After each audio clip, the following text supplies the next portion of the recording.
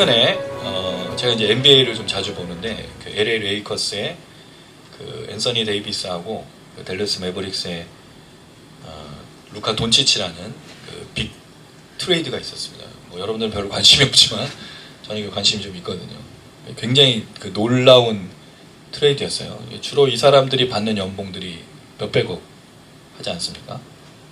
빅들이 일어나는데 야, 생각도 못했던 사실은 그런 트레이드였습니다. 그 사람들의 가치가 이제 얼마나 대단한지를 또 생각해 보게 되는데, 뭐 타이거 우즈 같은 뭐 골프 선수 또는 이제 우리는 좋아하는 이제 손흥민 이런 선수의 연봉들이 거의 한 200~300억 가까이 하지 않습니까? 그 사람의 가치가 과연 무엇인가라는 좀 생각이 듭니다. 여러분들은 본인의 가치를 얼마나 두고 계시나요?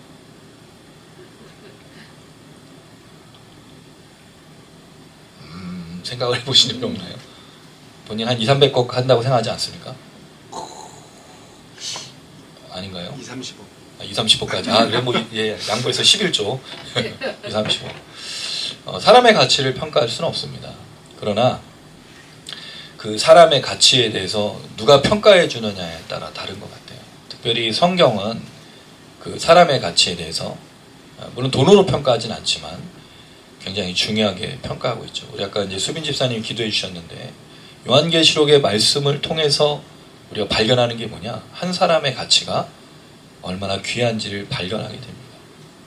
하나님은 진노하시는 하나님, 하나님은 화를 내시거나 뭐 형벌을 주고 저주하고 심판하시는 하나님이시기도 하지만 그런 하나님께서 관심은 사람들에 있다는 거죠. 그리고 그 사람들을 회복하고 치유하고 구원하고 생명을 주고, 이게 굉장히 중요한 사실은 삶의 원리이기도 하며 성경의 원리이기도 한 겁니다. 거기에 왜 그런 하나님의 역사가 있을까요? 사람의 가치 때문입니다. 하나님 사람을 소홀히 여기지 않습니다. 근데 문제는 세상이죠.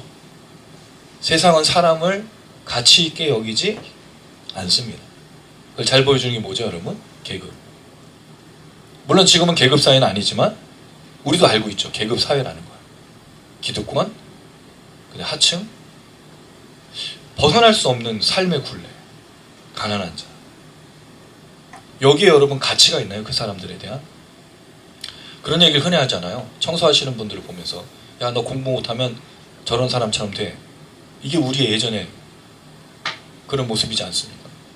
뭐 맨날 노동의 가치는 다 똑같다고 하지만 그렇지 않은 거예요, 사람들. 저렇게 살고 싶진 않다라는 거죠. 근데 하나님은 그렇지 않아요. 하나님은 모든 사람에게 가치를 두고 있습니다. 그럼 하나님 우리 얼마나의 가치를 둘까요? 정해진 값이에요. 뭐죠? 예수의 핏값이십니다. 그게 우린 거예요. 굉장히 소중한 거죠. 뭐 200억, 300억이 아닌 거예요. 근데 굉장히 자신을 무가치하게 여기기도 하고 다른 누군가를 무가치하게 여길 때도 있다는 겁니다. 특별히 이 시대가 더 그렇습니다. 굉장히 악해요. 불의해요. 뭐가 있죠? 다른 사람의 가치를 평가절하하는 거죠. 쟤는 저렇게 해도 돼. 쟤는 저런 말을 들어도 돼. 쟤는 저런 식으로 취급받아야 된다는 게 깔려있는 거예요. 그렇지 않습니다. 성경은 그렇게 말한 적도 없고 하나님은 우리를 그렇게 대하신 적도 없어요. 이게 왜 중요하냐? 오늘 짧은 이 두 구절, 원래는 이제 6절까지 저희가 보려고 했는데 제가 준비하면서 도저히 6절까지 못하겠더라고요. 내용이 너무 길어서. 그러니까 물론 여러분들은 1절, 2절인데 뭐 6절까지 그게 그렇게 길었는데 내용이 굉장히 많습니다. 사실 11장이 요한계시록에서 굉장히 어려운 장이에요.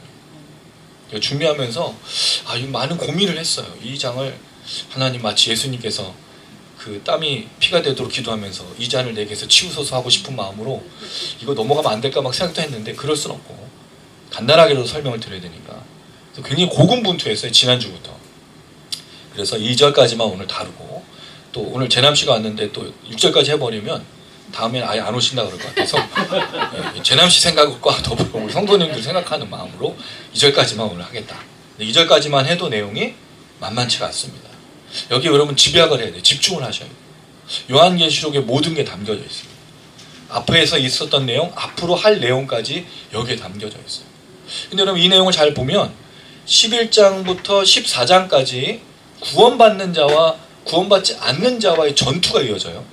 특별히 14장에 14만 4천 명, 이제 아마 재남 씨도 들어보셨을 건데 구원받는 자의 수죠. 그 내용이 나오고 15장부터 7장에 이제 대접이 쏟아지고 심판이 임하거든요. 그 사이에 이 내용이 11장부터 이어지는 아주 중요한 내용인데 여기에 싸움이 있어요. 어떤 싸움이 있느냐? 믿는 자와 믿지 않는 자, 또는 영적인 싸움으로 하늘의 천사 또는 예수 그리스도 믿는 자, 악귀들, 황충들, 대적들과의 싸움이 여기 나타나는 거죠. 그러니까 이걸 우리는 어떻게 이해할 것인가, 이걸 통해서 우리 신앙은 무엇을 점검할 것인가를 보여주는 아주 중요한 내용이기 때문에 잘 다뤘으면 좋겠다는 좀 생각이 들어서 오늘 2절까지만 좀 보도록 하겠습니다. 자, 먼저 1절 말씀을 우리 같이 한번 읽어보도록 하겠습니다. 11장 1절입니다. 시작. 또 내게 지팡이 같은 갈대를 주며 말하되 일어나서 하나님의 성전과 제단과 그에서 경배하는 자들을 측량하되. 자, 또라는 말이 중요한데 한글 성경은 이게 헬라어 원문을 번역할 때 카이라는 접속사 또는 알라라고 하는 그러나 이런 접속사를 잘 반영을 안 해요. 뭐뭐하고 또한 그러나 뭐 이런 식으로 접속사를 다루지 않고 그냥 넘어가는데 오늘 또라고 이제 이거를 이제 번역을 한 거죠. 그럼 또라는 말은 앞에 있는 내용을 받았다는 얘기예요. 10장 1절부터 지금까지 내용이 무슨 내용이었죠, 여러분? 이 10장에서 우리가 뭘 얘기했습니까? 힘센 날은 천사에 대한 얘기했어요. 그리고 요한과 함께 예언을 다시 하라고 하는, 먹으라고 했던 그 내용이 앞선 내용이잖아요. 그랬을 때 내게라는 말은 나란 요한을 말하고 있는 거죠. 그 요한이 지팡이 같은 갈대를 받습니다. 누가 주었다는 거예요. 그럼 지팡이 같은 갈대를 준 사람이 누굴까요? 하나님이냐? 왜냐하면 여기서 이제 하나님이 나오시니까 힘센 천사냐? 아니 다른 어떤 존재냐? 라고 이제 추정을 할 수 있는데 내용을 보면 하나님으로 보기가 어렵습니다. 왜냐하면 일어나서 하나님의 성전과라고 말하거든요. 그러니까 지팡이와 같은 갈대를 주셨죠. 그랬는데 하나님의 성전이라고 말하는 거 하나님이 자신의 성전이라고 말하지 하나님의 성전이라고 말할 수는 없잖아요. 상식적으로. 그랬을 때 이것을 보면 앞선 힘센 천사가 두루마리를 먹으라고 말한 후에 지팡이와 이게 할 정도였었나요? 500원 내세요. 이런 놀라운 깨달음이 있었군요. 갈대를 주면서 앞선 힘센 천사가 하는 행동으로 보는 게 좋겠다는 생각이 드는 거죠. 그래서 하나님의 성전이라고 말하는 걸 보면 힘센 천사의 이야기를 생각해 볼 수 있습니다. 지팡이 같은 갈대라고 얘기를 해요. 아마 이게 척도를 재는 자 같은 걸 겁니다. 왜냐하면 예전에는 지금처럼 줄자가 있는 게 아니니까 어떤 나무로 해서 뭐 몇 메타 뭐 이렇게 해가지고 피트처럼 그렇게 해서 이제 하는 건데 여기 이제 중요한 게 세 가지가 나옵니다. 일어나서는 조금 이따 생각해 볼게요. 측량하되라는 말이 나와요. 측량하되라는 말은 뭔가를 재다 또 뭔가를 헤아리다, 측량하다라는 뜻을 갖고 있습니다. 신약에 11번 정도 나오는데 요한계시록에만 5번 사용됐어요. 오늘 본문에서 2번 사용됐고요. 또 독특하게 한 곳에 몰려 있는데 21장입니다. 우리 21장 한번 찾아보겠습니다. 21장 15절에서 17절 말씀입니다. 요한계시록 21장 15절에서 17절입니다. 요한계시록 21장 15절에서 17절 같이 읽겠습니다. 시작. 내게 말하는 자가 그 성과 그 문들과 성곽을 측정하려고 그 기대를 가졌더라. 그 성은 네모가 반듯하여 길이와 너비가 같으니라. 그 갈대자로 그 성을 측량하니 12,000 스타디온이요 길이와 너비가 같더라. 그 성곽을 측량하며 144규빗이니 사람의 측량 곧 천사의 측량이라. 자, 21장에 새 예루살렘을 선보이면서 그 성에 대해서 측정하는 게 나와요. 자, 이게 이상한 점은 오늘 요한에게 성전을 측량하라고 하잖아요. 근데 성전 측량 내용이 없어요. 측량하라고 했는데 그 내용, 자세한 내용이 없습니다. 대신에 21장에 가서야 성전 측량하는 내용이 나오는데 여기는 요한이 측량하는 게 아닙니다. 이건 천사가 합니다. 7째 천사 중에 한 천사가 해요. 그럼 성전 측량이라고 말하는 이 내용이 무슨 뜻이겠냐는 거죠. 실제적으로 성전을 측량하라는 내용이냐 아니면 다른 의미가 있느냐 라는 질문을 드리는 겁니다. 그런데 내용이 없는 걸 보면 실제적으로 성전 측량에 대한 내용이 아닌 것처럼 보인다는 거죠. 자, 그리고 나서 이 측량에 대한 이야기는 대부분 다 21장에 나온다는 것만 좀 기억하셨으면 좋겠고, 두 번째로 생각해 볼 게 무엇을 측량하는지를 좀 생각해 보면 좋겠습니다. 자, 첫 번째, 뭐를 측량하라고 말하고 있습니까? 하나님의 성전이라고 분명히 얘기하고 있어요. 자, 그럼 하나님의 성전은 뭘 말하는 걸까요? 하나님의 성전. 이게 헬라어로는 두 가지가 있는데 나우스하고 히에론이라는 단어가 있어요. 둘 다 똑같이 성전을 말합니다. 근데 히에론은 주로 건물과 관련돼 있어요. 성전 자체 그 건물을 말할 때, 나우스 성전은 건물도 얘기하지만 마당까지 포함하는, 그래서 통치 영역을 좀 말할 때 나우스를 씁니다. 신약의 예를 좀 살펴보면 또 우리 찾아볼게요. 마태복음 26장 61절은 우리 혜빈 집사님이, 마태복음 27장 5절은 우리 웅 집사님이, 요한복음 2장 20절은 우리 유선이가 한번 찾아주십시오. 마태복음 26장 61절, 마태복음 27장 5절, 요한복음 2장 20절 말씀입니다.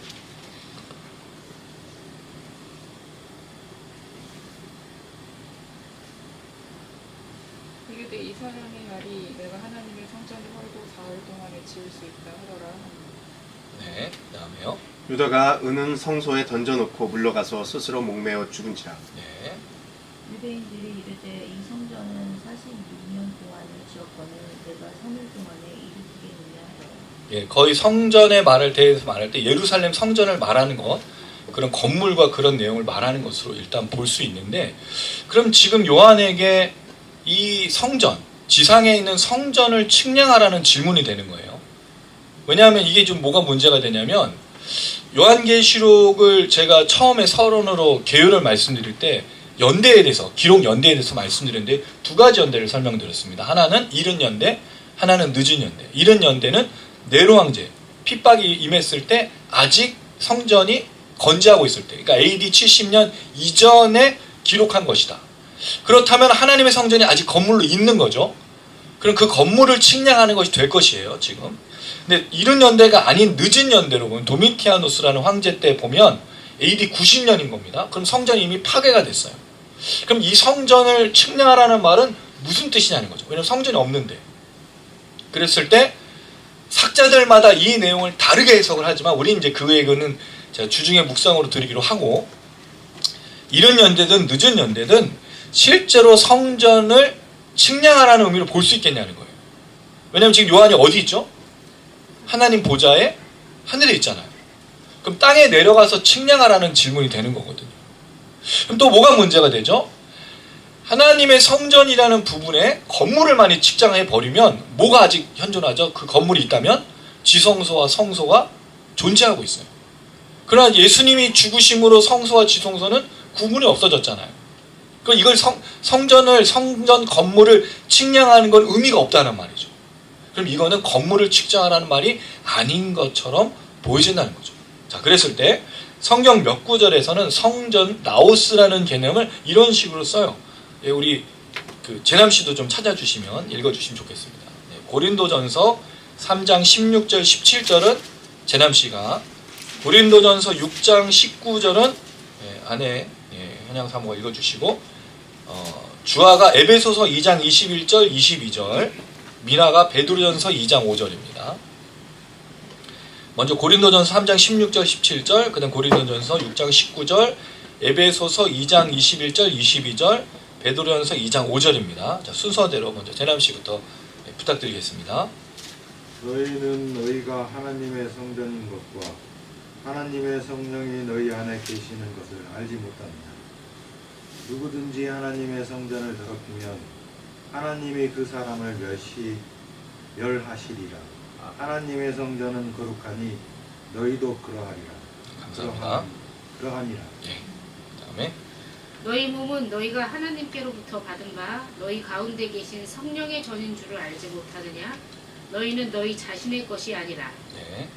그 안에서 건물마다 서로 연결하여 주 안에서 성전이 되어가고 너희도 성령 안에서 하나님이 거하실 처소가 되기 위하여 그리스도 예수 안에서 함께 지어져 가느니라. 네. 우리도 성들같이 신령한 기구로 세워지고 예수 그리스도로 말미암아 하나님 기쁘게 받으실 선명한 제사를 그를 거룩한 제사장이 되게 아멘. 재남 씨가 읽으니까 굉장히 엄숙해지는 그 느낌이 들지 않습니까? 진짜 멸하시리를 하는데 우리 아까 국간사님 아멘 하셨어요. 그런 게 사람이 뭔가를 읽을 때 이런 진정성이 좀 있는 거죠. 여러분 이 내용을 보면 성전은 뭐로 보고 있죠? 공동체, 예수를 믿는 사람을 성전을 보고 있다라는 거예요. 건물로서의 의미가 아니라면 성전은 이 의미가 밖에 없죠. 그리스도인 공동체, 예수를 믿는 사람들이 성전이라는 겁니다. 자, 그런데 문제가 있어요. 그럼 이 하나님의 성전인 그리스도인들을 측량하라는 말이 무슨 의미가 되나요? 자, 요건 좀 넘어가고, 자, 두 번째 측량이 될 게 뭐죠? 하나님 성전 말고 제단입니다. 여러분 제단은 우리가 요한계시록에 살펴본 적이 있죠. 기억나시죠? 기억나시는 거죠? 네, 그러면 한번 찾아볼게요. 6장 9절 우리 국간사님, 수빈 집사님은 8장 3절을 한번 읽어주십시오. 계시록 6장 9절과 계시록 8장 3절 다 아는 내용이지만 한 번 더 읽어볼게요. 다섯째 인을 떼실 때 내가 보니 하나님의 말씀과 그들이 가진 증거로 말미암아 죽임을 당한 영혼들이 제단 아래 있어. 네, 감사합니다. 또 다른 천사가 와서 제단 곁에 서서 그 향로를 받고 많은 향을 받았으니 이는 모든 성도의 기도와 합하여 보좌 앞 그 제단에 듣고자 하니. 자, 이걸 보면 제단은 뭐를 상징하고 있죠? 그 제물을 드리는 제단이 아니라 기도의 향을 올리는 향단, 분향단으로 보는 게 좋겠다고 말씀드렸어요. 그랬을 때 하나님의 성전, 성도, 자, 분향단이라고 말하면 뭐로 또 바꿀 수 있을까요? 이것도 성도로 볼 수 있다는 거죠. 그러면 뭔가 좀 압축이 되는 것 같지 않으세요? 건물을 측량하는 게 아니고 하나님의 성전인 성도들과 분향단 성도들의 기도가 있는 것을 측량하라고 한다면 이건 뭘 말하는 것 같은데 라는 좀 어렵풋한 생각이 들지 않습니까? 아닌가 봐요. 한 가지만 더. 자, 세 번째는 뭐를 측량하라고 하시죠? 그 안에서 경배하는 예, 그 안에서란 말은 성전 안에서 또는 분향단에서 경배하는 자들이죠. 이 경배하다는 단어가 프로스 퀴네오라는 단어인데 절하다, 예배하다, 엎드리다. 우리 이제 취토양 헬라어 이름이 프로스 퀴네오예요. 예배하다, 존경하다는 뜻인데 요한계시록에만 24번이 사용이 되었습니다. 자, 이 내용 중에 독특한 점이 한 가지. 이 프로스 퀴네오라는 단어가 쓰였던 게 두 가지 존재인데 첫 번째 존재는 하나님에 대해서 경배하다, 무릎 꿇다, 엎드리다는 뜻이 있는데 다른 하나는 악한 존재인 적그리스도에게도 무릎 꿇다라는 표현이 똑같이 쓰여져요. 자, 여러분 한번 생각해 보세요. 경배하고 예배하고 무릎 꿇고 존경하는 표현이 있는데 이게 중요한 게 아니라 대상이 중요하다는 거죠. 요한계시록에 있어서는 누구에게 무릎 꿇냐가 중요합니다. 요한계시록은 무릎 꿇는 행위, 예배하는 행위, 존경하는 행위 이렇게 모여서 함께하는 행위가 중요한 게 아니라 뭐가 중요하다고요? 대상이 누구인가요? 누굴 예배하느냐? 우리 누구를 존경하고 누구를 따르고 있고 누구를 예배하며 누구를 찬양하고 있냐? 이것에 따라서 여러분 우리가 믿는 것이 달라지는 겁니다. 여러분 왜 이단과 사이비 또 기독교와 다른 점 뭐로 차이를 두고 있죠? 믿는 것이 다르기 때문이에요. 그들이 믿는 건 하나님이 아니죠. 하나님이라고 말하고 있지만 하나님이 아닌 거죠. 근데 뭐가 있어요 그들에게? 예배가 있고 무릎 꿇음이 있고. 여러분 그 사람들이 하는 찬양 보셨어요? 똑같은 찬양 불러요. 어떨 때는 자기들이 만든 찬양도 있지만 그리고 워십팀도 있어요. 거기도 뭐가 다른 거예요? 믿는 존재만 다른 거죠. 이게 왜 굉장히 무서운 겁니다. 그리고 그게 언제 드러납니까? 마지막 날 최후 심판. 예수께서 오셔서 누구를 믿고 누구를 따르고 있고 누구를 존경하고 누구에게 예배하고 있는 그때 드러나고 있다는 거죠. 요새 많이 아프세요? 괜찮아요? 허리 아프실까 봐 걱정. 기도해 주세요. 우리 목사님 허리 완전히 나았어요. 건강. 누구를 예배하고 있냐? 이게 요한계시록의 프로스 퀴네오라는 단어입니다. 그런데 한편으로는 이 단어가 사용된 구절이 있어요. 요한계시록 4장 10절에 보면 그 다음에 요한계시록 5장 14절, 요한계시록 7장 11절에 보면 이건 제가 그냥 말씀드리면 24장로와 네 생물 그리고 하나님의 제단에서 엎드려 절하던 사람들을 말하고 있습니다. 결국 뭘 이야기하는 걸까요? 하나님을 예배하는 자, 하나님께 경배하는 자. 그런데 이 사람들의 특징이 뭐죠? 성전으로서 살아오는 것. 또 그 앞에 제단 앞에서 기도했던 것. 근데 여러분 이 내용을 우리가 요한계시록 앞에서 볼 때 그 성전에서 예배한다는 의미가 무엇이었죠? 핍박과 환난과 고난과 압제 속에서도 믿음을 잃지 않았던 거예요. 또한 두 번째는 그들의 억울한 죽음 속에서 하나님께 기도했던 거였어요. 그리고 그 사람들이 하나님을 경배하는 것이라고 단언하고 있다는 거죠. 그럼 측량하라는 말이 무슨 뜻이겠습니까? 먼저는 하나님을 온전히 예배하는 자들에 대한 이야기라는 거죠. 성전의 건물의 의미가 아니라 또한 그들은 어떤 사람들이었죠? 당시 상황에서 오직 하나님 한 분만 순종하고 예배하고 하나님의 말씀을 따랐던 자들을 측량하라는 뜻이죠. 그럼 그 사람들이 하나님께 구원받고 하나님께 영광 돌림으로 해서 하나님의 생명을 얻는 사람이라는 걸 구분하고 있다는 거죠. 그런 의미에서 측량은 구분인 거예요. 그런 의미에서 이 측량하다는 말은 나눈다는 뜻이에요. 재판할 때 나누는 거예요. 양과 염소를 나누듯이. 이런 의미로 생각해 볼 수 있어요. 자, 근데 문제가 한 가지가 있어요. 무슨 문제가 있냐? 자, 2절을 한번 읽어보겠습니다. 2절입니다. 시작. 성전 바깥 마당은 측량하지 말고 그냥 두라. 이것은 이방인에게 주었은즉 그들이 거룩한 성을 42달 동안 짓밟으리라. 자, 여기서의 이제 문제가 뭐냐면 성전 바깥 마당은 어떻게 하라고요? 측량하지 말라 그랬어. 자, 이게 이제 문제가 돼요. 잠시 그림을 한번 보시겠습니다, 여러분. 그 성전 바깥 마당이 어떤 곳인지 한번 보여주시면 좋겠는데, 영상을 한번 좀 참여하면서. 자, 요거 말고 하나 더 먼저 그거부터 보여주시고. 예. 잘 보이세요, 여러분? 예. 이게 성전 건물이에요. 지성소, 성소가 있고 문이 있죠. 그 다음에 성전 바깥의 건물에는 여기는 이제 건물이 아니라 마당인데 사제는 제사장이에요. 분향단을 하고 번제를 드린 제사장. 여기까지는 이스라엘 남자들이 들어올 수 있어요. 그 다음에 문이 가려져 있죠. 그러니까 여기는 이스라엘 남자들만 들어오는 거예요. 그 다음 문을 바깥으로 나가면 누가 있죠? 이스라엘 여인들의 뜰입니다. 저기 성전이 보이지가 않아. 제사를 볼 수가 없어요. 이건 남자들만 관련된 거예요. 그 다음 문 바깥으로 뭐가 있어요? 이방인의 뜰이 있어요. 자, 이거를 이제 확대해서 보면 다음 그림을 보시면 이렇게 돼요. 아까 보였던 건물이죠. 예루살렘 성전 바깥의 뜰은 다 이방인의 뜰인 거예요. 근데 지금 요한계시록에서는 이거를 어떻게 하라고요? 측량하지 말라 그랬어요. 자, 이런 얘기를 따라서 보면 아까 성전, 제단, 그 다음에 경배하는 자들을 보면 여기는 구원받는 곳이라고 치면 여기는 구원받지 않는 곳처럼 지금 느껴지는 거잖아요. 그래서 우리가 어려움을 줘요.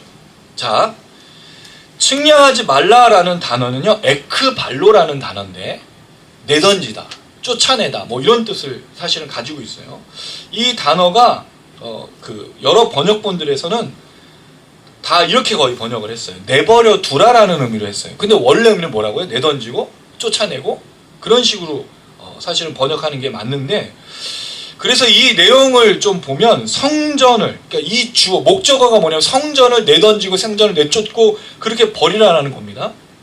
그런데 이제 문제가 된 게 뭐냐면 성전 바깥마당 이방인의 뜰을 내던져버리라고 한다면 성전 건물만 하나님의 구원받은 사람이 되고 성전 바깥은 그런 구원받지 못한 사람으로 나누는 것이 이제 되는 것이 되는 거잖아요. 자, 그런데 문제가 이 다음에 그냥 두라, 이것은 이방인에게 주었은즉 하고 그들이 뭐를 짓밟는다고 말하죠? 거룩한 성. 여기에 문제가 있는 거예요. 이건 거룩한 성이라는 말은 성전을 말할 때 쓰는 거잖아요. 예루살렘. 근데 지금 그들이라는 말은 이방인들이 어디를 짓밟는 거죠? 성전 바깥 마당만 짓밟는 거잖아요. 다시요. 지금 이 말에서 좀 어려운 점이 뭐냐면 이방인의 뜰을 이방인들에게 주어서 거기를 짓밟으라고 했어요. 근데 요한에게 이 힘센 천사가 말할 때 그 이방인의 뜰을 뭐로 부르고 있어요? 거룩한 성이라고 부르고 있단 말이에요. 그럼 뭔가 이상하지 않아요, 여러분? 거룩한 성이면 짓밟히면 안 되지. 왜 앞에는 거기는 구원받는 곳이고 여기는 구원받지 않는 곳이 되냐고 말할 수 없다는 거죠. 그래서 요한의 의도를 잘 파악할 필요가 있어요. 여기서 이거는 아마 누구도 얘기하지 않은 거예요. 이 이야기를 한 거는 아마 주석서를 보셔도 거의 없는 겁니다. 물론 제가 다 찾아본 게 아니기 때문에 장담할 수는 없는데 제가 살필 때 요한의 특징이 한 가지가 있어요. 여러분 뭐가 특징이냐면 요한은 이방이라는 말을 몇 번 썼을 것 같습니까? 우리가 지금까지 살펴본 먼저 11장까지 이방인이라는 내용이 나왔나요?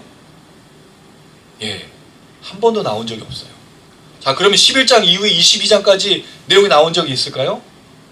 없습니다. 놀랍게도. 이방인이라는 말은 딱 여기서만 한 군데 나와요. 그럼 이방인이라는 말을 무슨 뜻으로 쓴 거냐는 거죠. 여러분, 오히려 요한이 쓴 표현 중에 아주 놀라운 표현이 있어요. 그건 유대인들에 대한 얘기예요. 계시록 2장 9절. 이건 혜빈 집사님 한번 읽어주시고, 계시록 3장 9절은 웅 집사님 한번 읽어주세요. 여러분, 이거를 보면요, 요한의 의도가 보여요. 이방인의 뜰이라고 말하는 의도가 뭔지를 볼 수 있는 거예요. 자, 계시록 2장 9절 혜빈 집사님 읽어주십시오. 내가 내 환난과 궁핍을 알거니와 실상은 내가 부요한 자니라. 저즉 유대인이라 하는 자들의 기반도 알거니와 실상은 유대인이 아닌 사탄의 회당이라. 네, 3장 9절이요. 보라 사탄의 회당 곧 자칭 유대인이라 하나 그렇지 아니하고 거짓말하는 자들 중에서 몇을 내게 주어 그들로 와서 내 발 앞에 절하게 하고 내가 너를 사랑하는 줄을 알게 하리라. 자, 이걸 보면 요한은 유대인과 이방인을 구분한 적이 없어요. 이방인이 악한 존재, 유대인과 비교해서 이방인을 구원받지 못한 존재라고 말한 적이 없습니다. 오히려 유대인들을 뭐라고 불렀죠? 사탄의 회당이라고 부르고 하나님 믿지 않는 자들이 오히려 유대인이라고 부르고 있단 말이죠. 그러면 성전 바깥들을 우리 이방인의 뜰로 알고 있죠? 아닌 거예요. 요한의 개념에서. 여기도 뭐라고요? 거룩한 성인 거예요. 왜냐하면 이방인이 예수, 유대인처럼 믿지 않고 하는 자들이나 여기도 구원이 임한 사람이라고 말하고 있다는 거죠. 이건 요한복음의 특징이기도 합니다. 요한은요, 유대인들을 위해서 쓰지 않았어요. 이방인도 구원받은 사람으로 쓰고 있다는 거죠. 예수를 믿는 사람으로. 그런데 우리가 지금 이 성전에 대해서 얘기할 때 이방인의 뜰이라고 말하지 않았습니다. 이 성경에.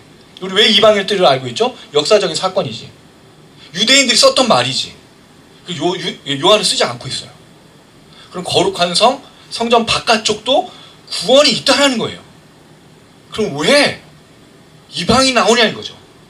그래서 이 이방인은 믿지 않는 모든 원수들, 대적들을 말하는 총칭이지 않겠는가. 특별히 11장 7절을 한번 보시면 무정행으로부터 올라오는 짐승이 있어요. 여러분, 무정행으로부터 올라오는 짐승을 우리가 언제 봤죠? 황충에 대한 그 재앙에서 봤죠? 그 무정행의 사자도 봤죠?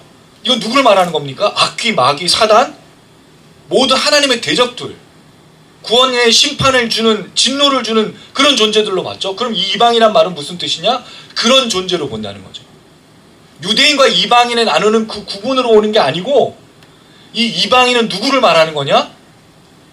악한 마귀, 사단, 대적들, 하나님의 원수들, 구원이 없는 존재들에 대한 심판의 도구들을 말하는 게 좋겠다. 이 요한의 특징이라는 거죠. 그래서 이방인의 뜰로 부르지 않아요. 원래 역사적으로는 이방인의 뜰로 유대인들이 불렀을 수 있지만 요한은 안 그렇다는 거죠. 이방인들도 구원이 있으니까. 그래서 거룩한 성이라는 거예요. 근데 문제는 뭐냐? 이 거룩한 성이 42달 동안 뭘 한다고요? 짓밟혀져요. 자, 이 짓밟다라는 말이 우리가 잘 알고 있는 의미다. 진짜 실제로 짓밟는다는 단어입니다. 파테오라는 동사고요. 이 단어는 성경에서 굉장히 많이 사용이 됐는데 놀랍게도 누가복음하고 요한계시록만 사용됐어요. 누가복음에서 사용된 것은 제자들이 예수님께서 파송하면서 보낼 때 너희가 전가를 밟고 할 때 그 밟다라는 의미, 패배를 시키는 거죠.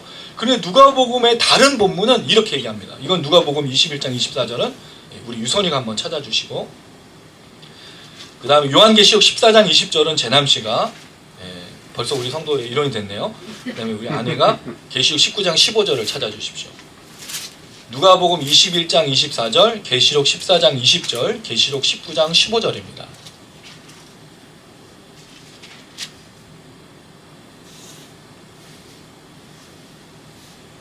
네, 누가복음 21장 읽어주세요. 그들이 칼날에 죽임을 당하며 모든 이방에 사로잡혀 걸렸고 예루살렘은 이방인의 때갈 타기까지 이방인들에게 밟히리라. 네, 계시록 14장. 성 밖에서 그 틀이 밟히니 틀에서 피가 나서 마을 둘레까지 닿았고 1600 스타디온에 퍼졌다. 네, 감사합니다. 다음. 그의 입에서 예리한 검이 나오니 그것으로 만국을 치겠고 친히 그들을 철장으로 다스리며 또 친히 하나님 곧 전능하신 이의 맹렬한 진노의 포도주 틀을 달겠고. 자, 이 짓밟다라는 의미가 뭐로 사용됐죠? 하나님의 심판과 진노를 말할 때, 멸망을 시키는 것을 말할 때. 근데 놀랍게도 누가복음 21장은 오늘 본문하고 연결돼 있어요. 이방인의 때가 찰 때까지 이방인이 짓밟으리라. 이건 우리가 알고 있는 성전의 역사기도 하죠. 왜냐하면 AD 70년에 예루살렘 성전이 무너졌잖아요. 그리고 영적인 사건들로 지금 상징적으로 이어져고 있는 걸 말하고 있다는 거죠. 자, 그러면 여기 말하고 있는 이 짓밟다라는 의미를 우리는 어떻게 이해해야 되느냐? 앞선 측량하다는 말과 함께 연결해서 볼 때 이 말을 정리하는 것이 굉장히 중요합니다. 제가 볼 때는 이 짓밟고 42달 동안 짓밟고 측량하다는 말은 구원받는 장소와 구원받지 못하는 장소를 나누는 것으로 보이지는 않는 거예요. 오히려 요한계시록을 따르면 어디나 심판이 있고 어디나 형벌과 재앙이 있어요. 심지어 요한계시록 우리가 2장에 3장에 7교회를 봤을 때도 성도들에게 뭐가 임했죠? 핍박과 환난과 압제와 억압, 고통과 괴로움, 심지어 죽기까지 하는 순교까지 있었어요. 고통이 있단 말이에요. 짓밟는 일들이 있단 말이죠. 그런데 그것이 그 사람의 구원받지 않았다고 말하는 게 아니라는 거예요. 무슨 얘기냐면 요한계시록의 이 구분, 성전을 짓밟고 성전을 측량하다는 말은 구원받은 자와 구원받지 않는 자를 나누는 게 아니라는 의미죠.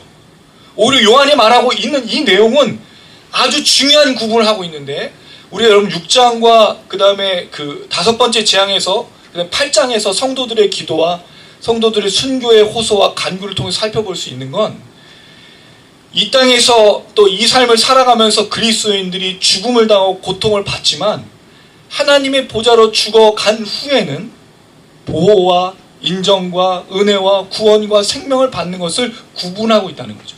제가 말하고 싶은 건 이 구절은 구원받은 자와 구원받지 못한 자를 나누는 게 아니라, 구원받은 자가 이 땅에서는 분명히 환난과 고통과 억압과 모든 걸 당할 수 있지만 하나님 보좌에서는 결코 그런 일을 당하지 않는다는 걸 보여주고 있다는 거죠. 왜 그렇죠? 11장부터 14장까지 계속해서 대적들, 원수들, 적그리스도의 싸움이 일어나거든요. 그 적그리스도와 대적의 싸움은요, 믿는 자들에게도 동일한 것으로 나타나요. 그게 말씀드렸던 2장과 3장의 요한계시록의 모든 교회가 핍박받는 상황에서 일어나는 겁니다. 예수를 믿는다고 고통이 없는 게 아닙니다. 예수를 믿는다고 순교의 두려움 없이 살아가는 게 아닙니다.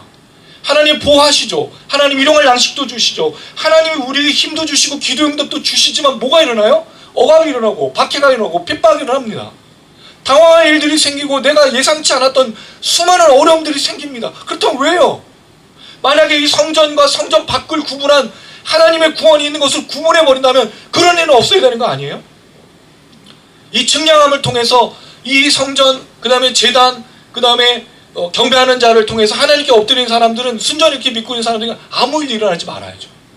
근데 요한계시는 그렇게 구분하는 게 아니에요. 믿는 자, 믿지 못한 자를 구분하는 게 아니라 이 땅의 삶과 하나님 보좌의 삶을 구분하고 있다는 거죠. 왜? 그게 21장의 새하늘과 새 땅에 성전이 없이 하나님께서 이 땅에 임하시는, 하나님의 구원의 역사가 임하시는 것을 분명히 보여주고 있고, 심지어 순교당한 자도 하나님 제단에서는 하나님 앞에서는 예배하고 경배하는 영원한 생명과 은혜를 누리고 있기 때문입니다. 이 땅에는요, 핍박이 있습니다.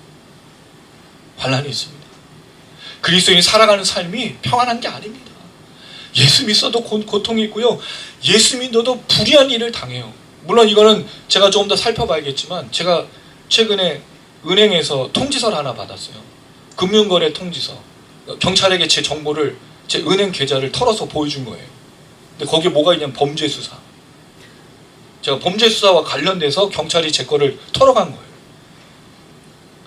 그럼 제가 이런 범죄수사에 연루됐어요. 어떡하실 거예요 이제? 저 진짜 그걸 받고 너무 깜짝 놀랐습니다. 전 민간인이잖아요. 내가 무슨 마약 범죄한 것도 아니고 아무것도 아닌데 제 계좌를 털어갔다고요. 물론 좀 더 확인해 봐야겠지만 지금 시대가 그런 시대예요, 여러분. 무언가 어떤 팀, 어떤 사람들을 지원하면요, 계좌를 다 털어가는 지금 이런 시대예요. 이런 불의한 일들이 일어난다고. 우리 모두에게 비일비재한 거예요. 이걸로 예수 믿느냐 구원받았느냐를 구분하는 게 아니라는 겁니다. 요한계시록은 그런 의도가 없어요. 그래서 이방인의 뜰로 부르지 않는다는 거죠. 예수 믿는 사람들도 뭘 당한다고요? 핍박과 환난과 고난과 아픔과 괴로움과 억압과 압제를 당한다고요. 그러나 하나님의 보좌에 있는 우리의 기도, 하나님 보좌에 있는 우리의 예배를 누구도 건들 수가 없어요. 심지어 우리가 여기서 죽는다 할지라도 우리의 죽음 이후에 우리는 어디 있죠? 하나님의 보좌에 있다는 걸 분명하게 밝히고 있다고요. 왜? 이제 앞으로 전쟁이 심각해지거든요. 음녀가 일어나고 큰 용이 일어나고 아주 지구상에 놀라운 너무 무서운 일들이 비일비재하게 일어나니까 요한이 이 힘센 전사의 말씀을 받아 측량함으로 이걸 얘기해주고 있다는 거죠. 그래서 제 결론은 이건 구원받은 것과 구원받지 못하는 걸 나누는 게 아니라 구원받은 자가 당하는 것이 이 땅에서의 삶이고 그러나 저 하나님 나라에서는 그런 것이 없다는 걸 보여주는 것이 아니겠느냐고 이 본문을 해석해야 된다는 거죠. 이게 제가 봤을 때의 결론입니다. 왜냐하면 유대인과 이방인을 그렇게 나누지 않았고 이방인의 뜰이라고 부르지 않았고 여기도 거룩한 성이라고 불렀다면 분명히 이 땅 가운데 성전으로 거하는 우리에게도 이런 일이 일어날 수 있음을 분명하게 밝히고 있는 것은 아니겠는가 라는 것이 제 결론입니다. 자, 그리고 나서 42달이 나와요. 42달은요 3년 6개월입니다. 이 3년 6개월이 성경의 곳곳에 배치가 되어 있어요. 한때, 두때, 반때. 기억나시죠? 요한계시록에 언어인데 다니엘서에서 왔어요. 다니엘서는 마지막 날을 한때, 두때, 반때라고 말하는데 이게 고통의 기간입니다. 3년 6개월. 이 1년, 7년을 한 일해라고 부르는데 7년의 반인 거죠. 이런 식으로 고통이 있는 것을 성경이 자주자주 표현하고 있는데 이 42개월이죠. 42개월, 3년 6개월. 근데 이게 다른 말로 하면 뒤에 이제 표현해 보시면 1260일이라고 3절에 나와 있어요. 두 증인이 예언하는. 그러니까 이때가 고통스러운 때. 근데 사실 정확하게 1260일은 아닙니다. 이걸 1년을 360일로 잡아야 180일이 돼서 1260일을 3년 6개월로 볼 수 있는데 그래서 다니엘서에는 3년 7개월도 나오고 3년 8개월도 나오고 정확하지 않은 숫자를 이렇게 하는데 어쨌든 그 내용들은 동일한 거예요. 자, 그런데 재밌는 게 있어요. 요것만 이야기하고 이제 넘어가겠습니다. 42달을 이렇게 해석하는 학자도 있어요. 민수기의 말씀에 보면은 이스라엘 백성들이 광야를 지나면서 진친 그 숫자가 나옵니다. 그 숫자가 민수기에 몇 번을 진천지니가 나왔는데 그게 42번이에요. 그래서 광야에서 42번 진을 폈다가 쳤다가 뭐 이런 식으로 갔던 그 광야의 사건을 42달이 표현하는 것은 아니겠는가라고 보는 학자들도 있습니다. 이건 상징적으로 이제 보는 거죠. 어쨌든 간에 이렇게 내용을 좀 볼 수 있습니다. 오늘 1절, 2절의 말씀은 이런 내용이에요. 이제 말씀을 좀 정리해 보도록 하겠습니다. 저는 이걸 보면서 두 가지로 좀 생각해 보려고 합니다. 우리 삶에 적용할 때 오늘 본문 말씀에서 이방인들이 이 42달 동안 성전을 짓밟는다라고 한다는 거잖아요. 근데 주로 우리는 이것을 뭐라고 말하냐면 말세에 일어날 핍박으로 생각합니다. 환난으로. 물론 그렇죠. 분명히 그런 일이 일어나니까. 그래서 또 한 가지 생각해 볼 게 있습니다. 여러분 예수님께서 모든 사복음서 안에서 공통적으로 했던 일이 있습니다. 이게 요한복음을 제외하고 마태, 마가, 누가는 예수님의 사역 후기에다가 기억했는데 요한복음만 제일 먼저 가져다 놓은 사건이 있어요. 그게 뭐죠, 여러분? 성전을 깨끗게 한 사건입니다. 이걸 한번 읽어보겠습니다. 요한복음 2장 13절에서 17절. 2장 13절에서 17절.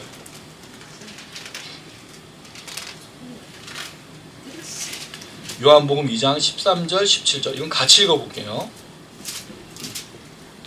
요한복음 2장 13절 17절. 13절 17절 같이 읽겠습니다. 시작.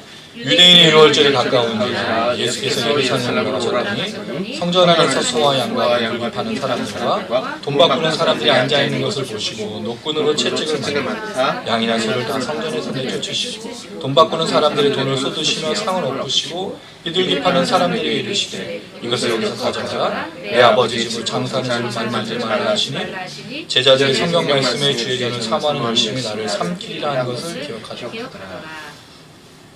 저는 이방인이 42달 동안 성전을 짓밟는 게 이방인의 뜰을 짓밟는 게 이와 같다고 생각합니다. 뭐죠? 이방인 뜰에서 이 일이 일어났거든요. 성전을 뭘로 짓밟은 거죠? 기도하는 곳을 강도의 구렬, 장사하는 곳으로 만든 거예요. 우리가 흔히 착각하는 게 이 얘기를 말세에 성도들이 꼭 핍박받는 거로만 생각해요. 실제로는 교회가 타락한 겁니다. 마치 이방인들이 성전을 짓밟듯이 성전을 매매하고 성전에서 불의한 일들을 벌이면서 기도하는 곳, 예배하는 곳, 하나님께 제사하고 하나님을 바라보고 하나님 말씀에 순종하는 곳을 뭐로 바꿨냐면 돈을 매매해서 예배를 관직을 매매하듯이 하는 그런 곳으로 바꾼 거죠. 여러분, 저는 이게 굉장히 중요하다는 생각을 합니다. 왜 그러냐면 제가 표를 하나 또 요한계시록 소아시아 7교회 표를 하나 정리해 드렸는데 카톡에는 여러분들 안 드리고 제가 국간사님한테 드렸는데 나중에 다 주중에 공유해 드리도록 하게요. 소아시아 7교회에 대한 표를 보시면 있나요? 혹시? 네. 요거 말고 제가 하나 더 보내드린 카톡이 요겁니다. 요거 나중에 또 드릴게요. 여기서 여러분 책망 받는 곳 에베소, 버가모, 두아디라, 사대, 라우디게아. 여기에서 사대하고 라우디게아는 부유한 교회였죠. 이 교회는 신앙이 없다고 제가 말씀을 드렸어요. 여기서 한 게 뭐죠? 먹고 마시고 입는 거. 그 당시가 어떤 사회였는데 예수를 믿으면 아무것도 얻을 수 없는 사회였습니다. 이들이 예수를 거부하면서 우상을 숭배하면서 걷어들였다. 에베소 교회는 처음 사랑을 버렸죠. 버가모하고 두아디라, 여기는 발람과 니골라 당을 따르는, 세상과 똑같은 교훈을 따르는. 그럼 여러분, 우리가 이방인이 교회를 42달 짓밟았다는 내용이 단순히 교회를 유린하는 그 종말의 핍박과 박해와 압제만 있는 게 아니라는 거죠. 더 무서운 거는 교회 스스로가 타락하고 교회 스스로가 무너지고 있는 거예요. 마치 이방인 적그리스도 원수들이 교회를 짓밟고 있는 것처럼. 근데 지금 보고 있는 교회들이 그렇지 않습니까? 전땡땡씨, 손땡땡씨. 물론 전땡땡씨는 사실은 정확한 신학을 하지 않았기 때문에 목사라고 부르지 않겠지만 합동교단만큼 보수적인 교단에서 나온 목사가 설교 시간 하는 내용 아시잖아요. 그건 정치지 설교가 아니지 않습니까? 근데 이게 지금 비일비재한 거잖아요. 저는 이게 지금 이 이방인이 짓밟고 있는 것과 동일하다고 생각합니다. 교회가 지금 무엇을 하고 있고 무엇을 예배하고 무엇을 바라보고 있는지 완전히 놓쳐버린 거예요. 진정한 교회라면 뭘 해야 될까요? 이 불의와 이 불법과 잘못된 것에서 외쳐야죠. 응원봉도 들고 광야에 나가서 잘못됐다고 말해야죠. 어떻게 그럴 수가 있냐고, 어떻게 사람들을 그렇게 대할 수가 있냐고 이야기해야 되죠. 마치 오늘 요한이 힘센 천사에게 지팡이를 받아서 측량하듯이 하나님의 성전, 제단, 경배하는 자들에게 당신들에겐 구원이 있습니다. 영원 하나님의 보좌가 있습니다. 생명이 있습니다. 지켜주십니다. 그러나 짓밟힐 겁니다. 그러나 믿음으로 이겨내시고 승리하시고 자유하십시오. 이렇게 말해야 되는 것이 요한의 행위였던 것처럼 우리 지팡이와 갈대를 들고 세상을 향해서 외쳐야 되는 거죠. 말해야 되는 거죠. 그렇게 하면 안 되는 겁니다. 그렇게 사람을 무가치하게 여기면 안 되는 겁니다. 사람을 100억, 200억, 300억 더한 것으로 가치로 여겨야 됩니다. 우리 처음 얘기했을 때 하나님 우리를 그렇게 여겨주셨듯이 당신을 그렇게 내가 대하고 이 땅의 모든 사람들이 누구도 억울하게 살아가지 않도록 그렇게 만져주고 위로해주고 하는 게 교회여야 된다는 거죠. 그래서 우리가 귀가 열리고 마음이 열려서 함께 기도하고 함께 손잡고 나가는 것 아니겠습니까? 오히려 이 기도, 오히려 성전에 매매하고 양과 소를 파는 게 아니라 이방인들이 들어와서, 여인들이 들어와서, 가난한 자, 저는 자, 맹인들 모든 사람들이 들어와서 예배할 수 있도록 하는 것이 교회여야 되지 않겠습니까?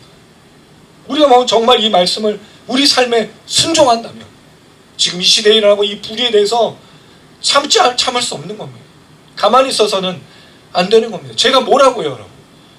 저는 은행 계좌를 추적 아무것도 없는 사람, 털어도 아무것도 나오지 않는 사람인데 저 같은 사람. 근데 페이스북에 글을 많이 썼어요. 진짜 글을 많이 썼어요. 저 감옥에 이런 말을 하면 안 되지. 말대로 된다고 하니까. 저는 좋은 세상에 살고 싶습니다. 저는 기독교가 비친 세상에 살고 싶습니다. 교회가 소망이며 희망이라는 세상에 살고 싶습니다. 그리고 하나님 우리를 무가치하게 여기지 않았는데 우리가 누구를 무가치하게 여기면서 살 수 있는 그런 세상에 살고 싶지 않습니다. 저를 존귀하게 대해주시고 저를 그렇게 가치 있는 사람으로 대해주셨던 것처럼 다른 사람도 가치 있게 대해주는 그런 사람으로 살고 싶습니다. 그게 요한인 거죠. 그리고 이 시대에 부름받은 우리인 겁니다. 여러분 우리가 정말 하나님의 사랑을 받고 있다면 우리가 할 수 있는 게 뭘까요? 사랑이지 않겠습니까? 우리가 그렇게 가치 있는 존재로, 여러분 그렇지 않습니까? 내가 직장이나 내가 그런데 스카웃 됐을 때 어떤 기분이 드세요? 제가 예전에 그 ROTC로 제대하고 나서 그 일이 없을 때 그 직장을 취직했는데 저는 금속공학과 나왔잖아요. 근데 제가 이상한 데를 두 곳을 면접을 봤어요. 하나는 영화홍보사, 다른 하나는 유나이티드 칼라스 오브 베네통. 거기 제가 지원돼서 영업관리 ROTC를 했으니까 두 군데 다 됐어요. 어딜 갔을까요? 영화홍보사를 갔죠. 그 베네통 회사에서 왜 우리 회사를 안 오고 거기를 가냐고. 제가 40대 1의 경쟁률 두고 영화홍보사를 간 거예요. 한 명 뽑는데 40명이 온 거죠. 근데 그 사장님이 저한테 한 말이 있어요. 왜 뽑았냐 했더니 인상이 좋아서. 일의 능력으로 뽑은 게 아니에요. 그리고 나서 저를 그 사장님이 얼마나 힘들어했느냐면 제가 일을 모르니까 나이는 들었는데 그래서 저를 맨날 앉혀놓고 반주를 하셨어요.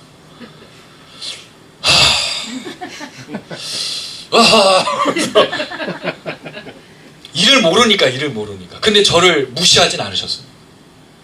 거기서도 정말 재미있게 배웠어요. 만약 여러분 누군가 길거리에서든 아니면 이력서를 보고 스카웃했다면 여러분의 가치를 인정해 준 거잖아요. 그럼 인정해 준 그 사람을 위해서 여러분 뭘 하죠? 최선을 다하지 않습니까? 하나님이 우리를 그렇게 사랑하고 그렇게 가치로 대해주셨다면 뭘 할 수 있을까요? 우리가 하나님에서 그래서 우리가 내가 원하는 한 가지 주님의 기쁨이 되고 싶은 이유가 거기 있는 겁니다. 그럼 주님의 기쁨이 되고 싶은 게 뭘까요? 성경 또 우리가 말하는 일반적인 예배에서는 자꾸 뭐 헌금 드리고 이게 아니라 정말 가치 있는 삶을 사셔야 돼요. 그게 뭘까요? 다른 사람을 가치 있게 여겨주는 겁니다. 나도 가치 있게 여겨주고 다른 사람도 가치 있게 여겨주셔야 돼요. 그게 맞는 거잖아요. 누구도 외면하지 않고 누구도 구원받음이 없는 것처럼 말하지 않고 모두가 구원이 있는 것처럼 말했던 것처럼 그런 삶으로 살아갔으면 좋겠습니다. 사랑하는 여러분, 여러분은 예수의 피값으로 산 사람들입니다. 놀라운 가치가 있어요. 자신의 가치를 평가절하하지 마십시오. 폄하하지 마십시오. 여러분 대단한 분이에요. 주님 그렇게 만드셨습니다. 그리고 다른 누구도 그렇게 평가해 주세요. 내가 만약 그 사람을 평가절하하면요, 내가 그런 사람이라고 말하는 것과 똑같은 겁니다.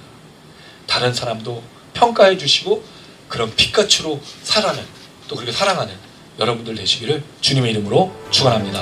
아멘.